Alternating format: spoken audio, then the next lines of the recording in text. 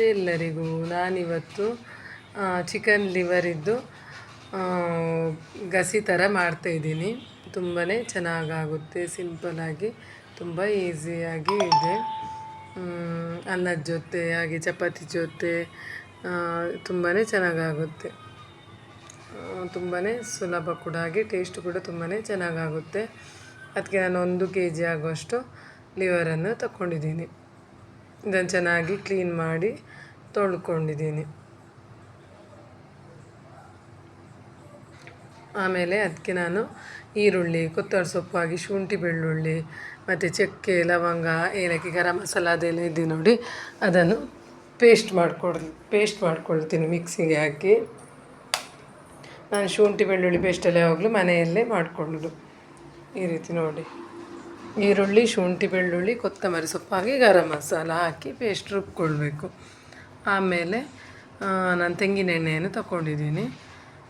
ಎಣ್ಣೆ ಹಾಕಿ, ಎಣ್ಣೆ ಬಿಸಿ ಆದಮೇಲೆ ಪಾತ್ರೆ ಈ ಪೇಸ್ಟ್ ಏನಿದೆ ನೋಡಿ ಅದನ್ನು ಹಾಕ್ಕೊಳ್ಬೇಕು.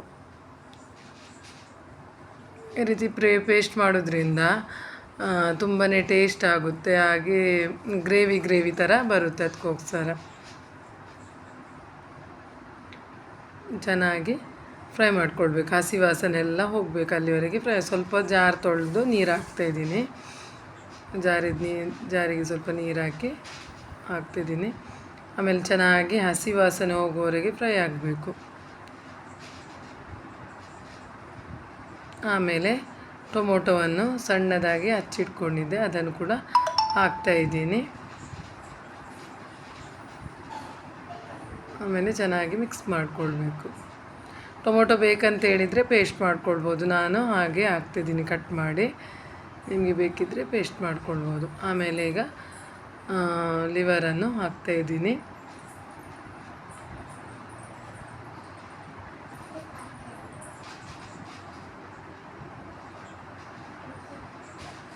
ಬೇಕಿದ್ದರೆ ಸಣ್ಣ ಸಣ್ಣ ಕಟ್ಟು ಮಾಡ್ಕೊಳ್ಬೋದು. ನಾನು ಕಟ್ ಮಾಡಿದ್ದೀನಿ ಸ್ವಲ್ಪ. ಆಮೇಲೆ ಚೆನ್ನಾಗಿ ಮಿಕ್ಸ್ ಮಾಡಿಕೊಳ್ಬೇಕು.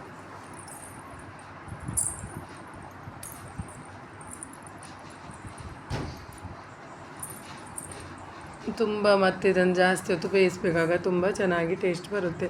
ಹೀಗೆ ಇದಕ್ಕೆ ಅರಶಿನ ಸ್ವಲ್ಪ ಜಾಸ್ತಿ ಹಾಕಬೇಕು. ಆಮೇಲೆ ಉಪ್ಪು, ರುಚಿಗೆ ತಕ್ಕಷ್ಟು ಉಪ್ಪು, ಆಮೇಲೆ ಮನೆಯಲ್ಲೇ ಮಾಡಿರುವಂಥ ಮಸಾಲ ಪುಡಿ.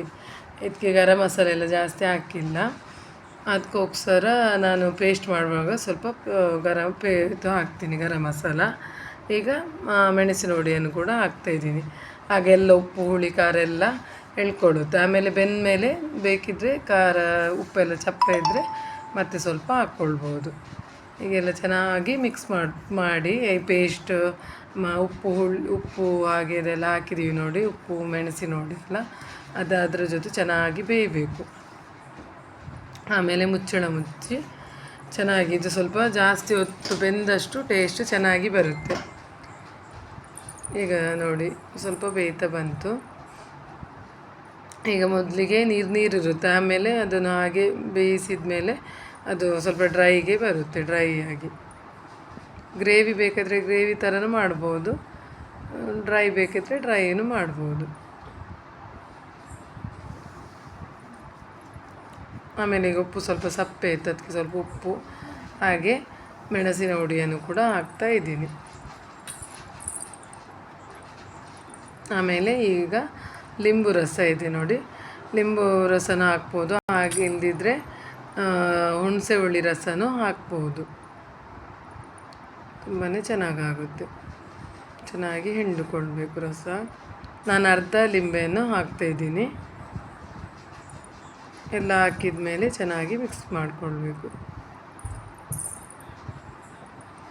ಮತ್ತು ಸ್ವಲ್ಪ ಹೊತ್ತು ಹಾಗೆ ಬೇಯಲಿಕ್ಕೆ ಬಿಡಬೇಕು. ಹಾಗೆಲ್ಲ ಚೆನ್ನಾಗಿ ಡ್ರೈ ಆಗಿ ಚೆನ್ನಾಗಿ ಬರುತ್ತೆ. ಮಸಾಲೆ ಎಲ್ಲ ಎಳ್ಕೊಂಡು ತುಂಬಾ ಚೆನ್ನಾಗಿ ಬರುತ್ತೆ. ಮತ್ತೆ ಮುಚ್ತಾಯಿದ್ದೀನಿ. ಒಂದು ಅರ್ಧ ಗಂಟೆ ಆದರೂ ಬೇಕು, ಅರ್ಧ ಮುಕ್ಕಾಲು ಗಂಟೆ ಆದರೂ ಬೇಯಲಿಕ್ಕೆ ಬೇಕು. ಆಮೇಲೆ ಕೊತ್ತಂಬರಿ ಸೊಪ್ಪು, ಲಾಸ್ಟಿಗೆ ಕೊತ್ತಂಬರಿ ಸೊಪ್ಪು ಹಾಕಿ,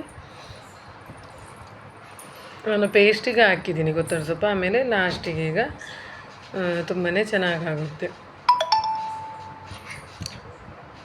ನೋಡಿ ಎಷ್ಟು ಚೆನ್ನಾಗಿ ಡ್ರೈ ಆಗಿ ಚೆನ್ನಾಗಿ ಮತ್ತು ಮಸಾಲೆ ಎಲ್ಲ ಎಳ್ಕೊಂಡ್ಮೇಲೆ ಟೇಸ್ಟು ತುಂಬಾ ನಾವು ಆವಾಗಲೇ ತಿನ್ನೋದಕ್ಕಿಂತ ಸ್ವಲ್ಪ ಹೊತ್ತು ಬಿಟ್ಟು ತಿಂದರೆ ತುಂಬಾ ಟೇಸ್ಟಾಗಿ ಬರುತ್ತೆ. ನನ್ನ ಚಾನಲಿಗೆ ಸಬ್ಸ್ಕ್ರೈಬ್ ಮಾಡಿ, ಲೈಕ್ ಮಾಡಿ, ಶೇರ್ ಮಾಡಿ. ನೀವು ಯಾವ ರೀತಿ ಮಾಡ್ತೀರಂತೇಳಿ ಕಮೆಂಟ್ ಮಾಡಿ. ಇದೇ ರೀತಿ ಸಿಂಪಲ್ ಆಗಿರುವ ರೆಸಿಪಿಯೊಂದಿಗೆ ನಾನು ಯಾವಾಗಲೂ ಬರ್ತಾ ಇರ್ತೀನಿ. ನನ್ನ ಚಾನಲ್ಗೆ ಸಬ್ಸ್ಕ್ರೈಬ್ ಮಾಡೋದನ್ನು ಮರಿಬೇಡಿ, ಲೈಕ್ ಮಾಡಿ, ಕಮೆಂಟ್ ಮಾಡಿ. ಹಾಗೆ ಹೇಗಾಗಿದೆ ಅಂತೇಳಿ ಕಮೆಂಟಲ್ಲಿ ತಿಳಿಸಿ. ಇದೇ ರೀತಿ ನನ್ನ ಚಾನಲ್ಗೆ ಸಪೋರ್ಟ್ ಮಾಡ್ತಾಯಿರಿ. Okay friends, take care, bye bye. ಇದೇ ರೀತಿ ಒಳ್ಳೊಳ್ಳೆ ರೆಸಿಪಿಯೊಂದಿಗೆ ನಾನು ಬರ್ತಾ ಇರ್ತೀನಿ.